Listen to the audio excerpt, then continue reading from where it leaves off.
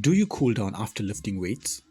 Whenever we approach a weightlifting session, most of us have a mindset of high intensity to give it our all and get the most out of our session. An important part of my workout sessions include a portion of cooling down.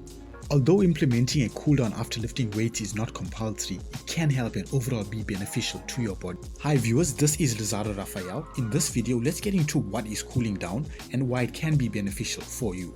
The content in this video is informative, it's not medical advice. If you are starting your fitness journey, consult a medical professional beforehand and seek coaching from a gym instructor or personal trainer on how to safely execute lifting weights. A weightlifting session should always be approached with high intensity and focus. I personally break down my sessions into three important parts: my warm-up, my weights, and my cool down. I recently dropped a video about warming up. Be sure to check that out. Cooling down is similar to warming up. However, it's done after the weightlifting part of your session. It can be an opportunity to reduce intensity, bring down your heart rate, and get your body back to pre-exercise levels. A cooldown can consist of low-intensity cardio followed by static stretches, targeting the muscles you have just used during the weightlifting part of your session. Static stretches are stretches in which you can stand, sit, or lie still and hold a single position for a period of time, roughly 20 to 60 seconds. But more on static stretches later on. After an intense weightlifting session, more often than not, muscle soreness and fatigue can kick in when we are recovering and getting our bodies ready for our next gym session. The more muscle soreness we experience,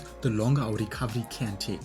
Ultimately, after an intense weightlifting session, muscle soreness is more likely to occur and recovery could take longer than expected. I personally implement cooling down after the weightlifting part of my session, and you should too. Cooling down has its benefits. It speeds up recovery and reduces soreness. Don't look at cooling down as an extra step, but rather as the final part of your gym session for that day. Picture working out as driving a car very fast and then immediately slamming on the brakes instead of gradually reducing your speed. This could possibly lead to injury, soreness, and pain. So if warming up elevates your heart rate, like I mentioned earlier, cooling down will gradually bring your heart rate back to normal. So after you have crushed the weights, whether it be upper or lower body, adding an extra 3 to 5 minutes of cool down can be hugely beneficial. Like I've mentioned earlier, cooling down has its benefits, such as improving flexibility after the weightlifting part of your session, gradually lowering your heart rate back to normal, reducing your risk of injury, reducing the chances of getting DOMS, and also assist with stress relief, just to name a few. When we approach cooling down, it's very important to understand what kind of low intensity cardio and static stretches we can perform. For example, a low body cool down can be a brisk walk on the treadmill between 3 to 5 minutes, followed by static stretches.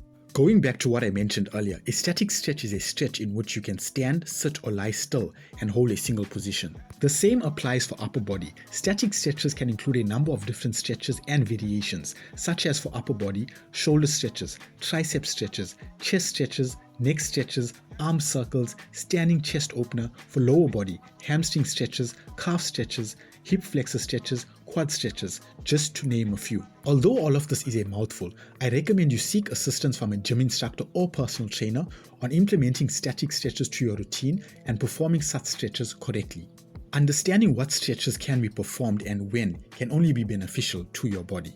As you enter the gym focused and prepared to lift, a good warm-up is essential, followed by weights, and to wrap up, a good cool down. So the bottom line of cooling down, it can only be beneficial to you as it eases your body out of exercise mode. After the weightlifting part of your session, spending an additional 3 to 5 minutes of cool down will prevent muscle cramps, gradually slowing your breath and heart rate. Cooling down is just as important as warming up. Hit the like button if you enjoyed this video and subscribe to my channel for more informative content like this.